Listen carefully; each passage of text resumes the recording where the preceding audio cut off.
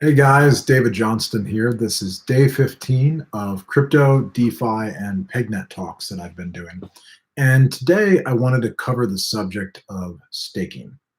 So I consider this one of the two main killer apps of DeFi.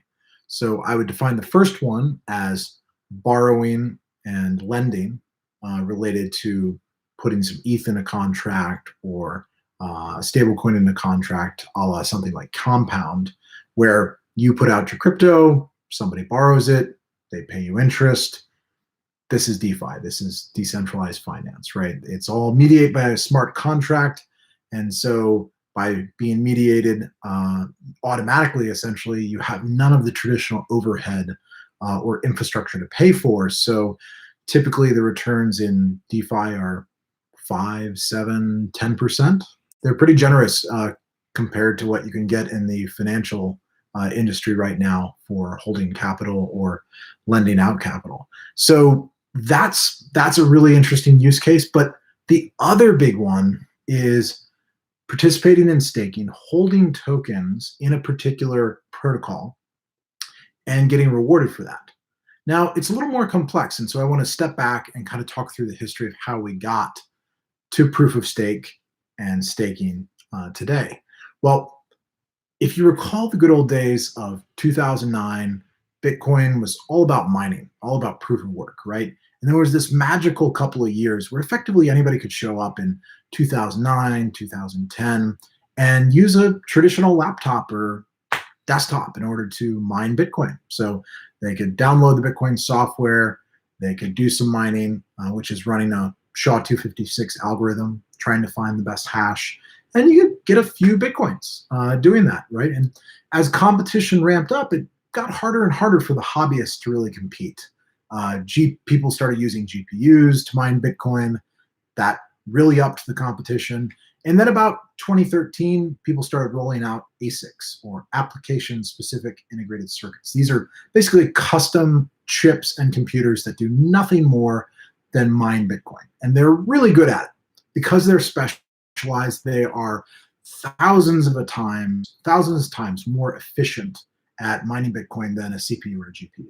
So over time, it really became an industrialized occupation, as opposed to hobbyists and people started getting in and getting their first taste of mining some Bitcoin, sending it, understanding how the system worked. And so you get to 2013 when Ethereum, the white paper is being written by Vitalik, and this is sort of top of mind because there's sort of a nostalgia in the whole ecosystem for the early days of Bitcoin, right? And so Ethereum says, okay, well, we're going to take a different tact. What we want to get to is proof of stake. And so if you hold value in the protocol, if you own some of the tokens, then we should just reward people directly for holding the tokens.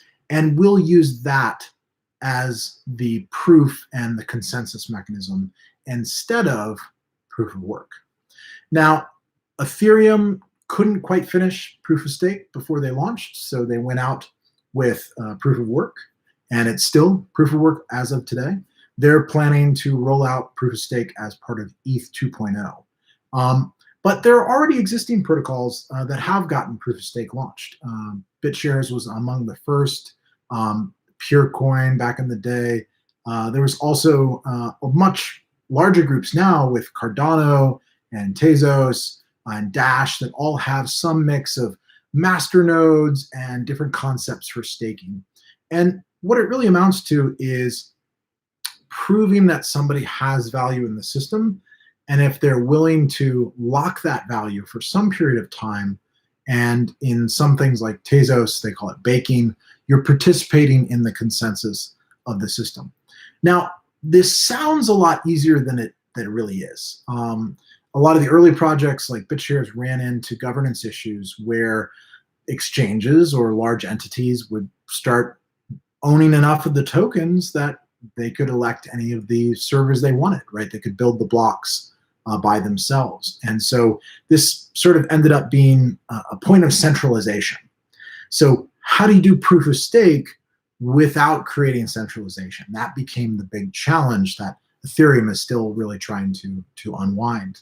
and that others are, taking different approaches to achieve. So, I think this is important because it really opens things back up. Getting to staking, and now more and more protocols have implemented it. Smart Valor just launched staking on their platform. They're one of these decentralized platforms for exchange of tokens, and in their system, they reward people. It's 5 to 7% a year is the estimated stake and reward. For Cardano, I think it's around 7%. There's a proposal to add staking to PegNet. I put in PIP12 because I think rewarding arbitrageurs for doing the work that they're doing, a lot of which is buying cheap P assets off the exchanges and holding those tokens, certainly should be rewarded. But I think there is an opportunity for a hybrid model, one that is both proof of work and proof of stake. So what's proposed in PegNet is half of the mining reward, 5,000 peg per block, goes to proof of work miners, and half of the reward goes to those that are staking as part of arbitrage. So 5,000 peg and 5,000 peg. So 10,000 peg reward. And so people both with computation can secure the network, and people with value can do the important arbitrage work. So how do you reward people for work? And fortunately, the way that PegNet has done this is they've picked an algorithm that is friendly to CPUs. So PegNet is still in that magical period where any hobbyist can join a pool and get some peg as part of the mining process. It hasn't been optimized. Nobody's discovered a big advantage for a GPU or ASIC to run the LXR hash, the algorithm that PegNet uses. And so this is sort of a use case that's really swept the whole industry. And I think when Ethereum goes live with their implementation of staking, it'll effectively sort of be the maturity or culmination. It's the second largest project in the entire crypto ecosystem. And when they start handing out those rewards, sort of have fully arrived, if you will. Bitcoin and Bitcoin Cash, sort of more traditional proof of work groups don't have plans to implement staking. They're sticking with the proof of work model. But a lot of the newer protocols have some version of this staking reward. And I think it makes a lot of sense because building a crypto community is all about just that, building a community. And unless you have some frictionless way for people to try it out, it's hard to get critical mass. Imagine if you, when you first heard about Google, had to pay some money or have a special piece of hardware to do queries on Google, or even sign up for an account. Most people didn't have Gmail. There was no Gmail when Google launched, right? You could just show up, type something into the search bar, and get your results, right? They needed that period where there was this frictionless environment. And over time, they released Gmail and all these other features that you really needed to be logged in order to take advantage of. And now people are willing to do that because they're getting so much value from these different services. They're willing to go through that minimum of friction just to sign up and get access. But in the early days, you really have to give people the freedom to experiment for something to catch on. And so I think proof of stake is great because it gets us back towards sort of that ideal where people can buy some tokens, participate in arbitrage or baking or staking or whatever the protocol is involved in, and get a small reward. And they didn't have to buy a special machine in order to participate, right? This gets back to how do we lower the barriers for anybody with a laptop or a smartphone to participate in the ecosystem. So staking has really emerged as a powerful way to onboard new users. And it's interesting sort of the economics too of how it's evolved as more people stake in a system, effectively it lowers the reward a bit because more people are competing for that stake. And some of the more mature systems have settled around 3 to 5% reward. Some of the newer systems, it's a higher 7, 10% plus reward for staking.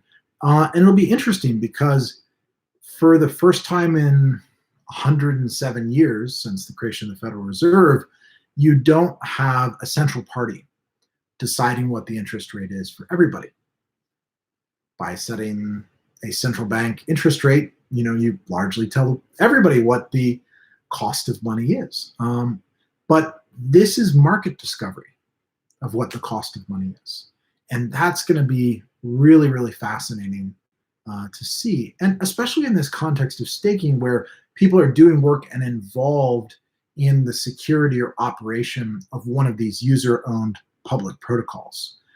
So I would really encourage people, try out some of these protocols, set up a wallet that does staking. It's getting easier and easier to do. I'll include a few links in the description of the video, but this is your opportunity to get involved in a protocol in a meaningful way, help make it more secure, help add value to that protocol. And so, staking, I think, is here to stay. It's not going to go away. And it really represents a really novel way for most people to participate in these large user-owned networks. So anyway, I'll call it there, but fascinating subject. Check out more on staking. Send me guys suggestions for what you want me to cover next. I'm kind of making my way through all the major topics in DeFi. Maybe I'll talk about the lending and borrowing aspects next. But my crypto t-shirt of the day is a throwback to 2013. This is Mastercoin, who did the first token sale ever back in 2013. August of 2013, J.R. Willett, the famous inventor, was the first to put assets on the Bitcoin blockchain. And so credit to JR for kicking off this whole revolution. And I was happy to be involved and writing and thinking and learning about it at the time. You can still see my posts on Medium from back in those days. But, we've come a long way since, and still a long way to go. So thanks, everybody, for being on this journey. Wash your hands, be awesome to one another, and crypto on. I'll see you guys tomorrow.